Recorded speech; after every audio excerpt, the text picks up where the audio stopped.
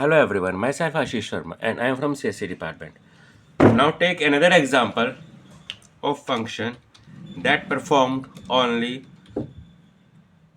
your requirements based as you told me in previous video.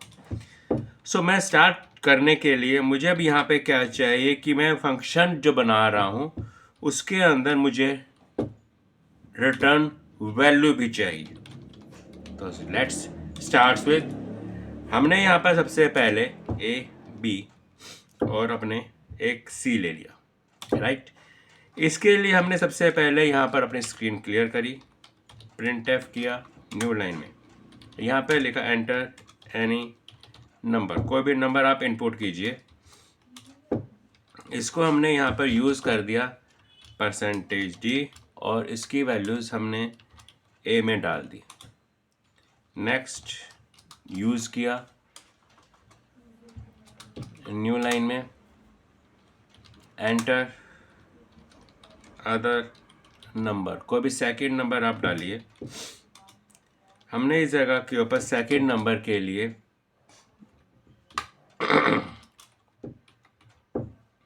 %d और इसको b में डाल दिया. यहाँ पे लिया c इज इक्वल टू, मैं सम करना चाहता हूँ किसका, a और b का. हमने यहाँ पर प्रिंट करेंगे अब sum is equal to %d और c में किया. यहाँ पर आपने गेट ch किया और इसको अपने क्लोज कर दिया.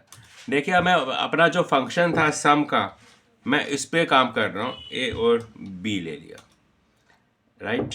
हमने यहाँ पर इंटीजर d लिया. d इज इक्वल टू, मेरे पास सम किसका था, a और b का, और हमने यहाँ पे क्या कर दिया, रिटर्न किया d को. इस जगह के ऊपर आपने जब रिटर्न d कर दिया, देखिए कॉन्सेप्ट क्या था. हम पहले इस प्रोग्राम को जरा समझ लें, जरा था क्या इसके अंदर. मेन ने क्या किया, a और b की वैल्यूज़ को इनपुट करवाया और अब सम के अंदर हमारे पास क्या हुआ, c कहता है कि मेरे को सम करना है किसका, आपके दो नंबर्स का जिनकी वैल्यूज़ आपने यूज़र से इनपुट करवाई थी.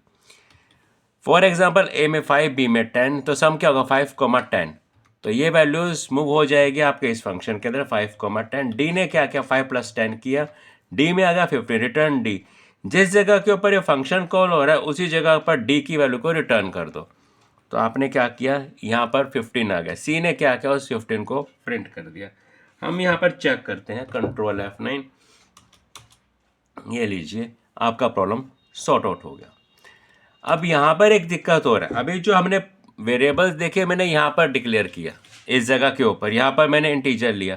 मैं क्यों ले रहा हूँ, क्योंकि जो ये वेरिएबल्स हैं मेन के अंदर लिए हैं वेरिएबल्स, हम उनको कहते हैं local variables. Local variables main के जिस जगह का फंक्शन है उसी के अंदर डिक्लेयर होते हैं.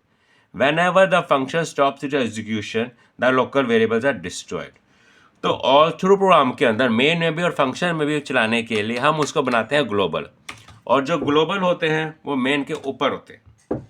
हेडर फाइल के बाद मेन से पहले जितने भी आपको वेरिएबल्स चाहिए सारे वहाँ पर आप डिक्लेयर कर दीजिए. तो यहाँ पर फिर डी देने की ज़रूरत नहीं है, ये आपका काम ख़त्म हो गया. देखिए अब कोई प्रॉब्लम नहीं है. आपने जब प्रोग्राम को एग्जीक्यूट किया विदाउट एनी प्रॉब्लम आपकी एग्जीक्यूशन कंप्लीट हो गई.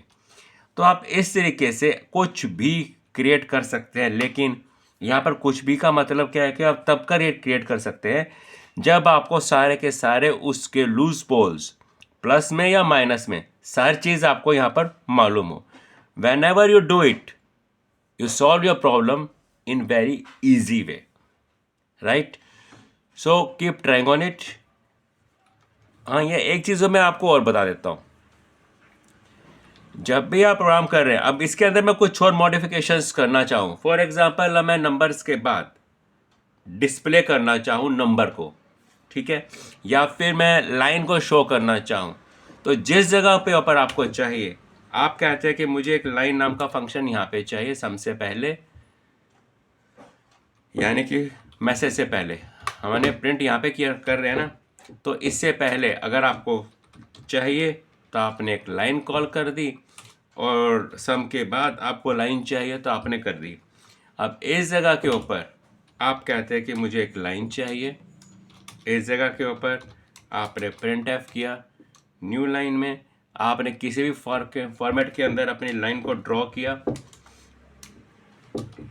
और इसको बंद किया। जब आपने एग्जीक्यूशन किया कंट्रोल F9, देखिए जो आपने लाइन ड्रॉ की थी उसके अकॉर्डिंग मेरा प्रोग्राम एग्जीक्यूट हो गया। देख, आपकी जो रिक्वायरमेंट है आपकी है, लेकिन सामने वाला अगर कहता है कि मुझे इस प्रोग्राम के अंदर ये चीज़ें चाहिए या ये चीज़ें नहीं चाहिए, तो यू कैन ईजीली ऐड और रिमूव इट। यस, और अगर आप यहाँ पे ये कहते हैं कि मुझे इसके अंदर कुछ कैलकुलेटर बनाना है, कुछ और बनाना है, तो you can easily do it, but you can पकअप।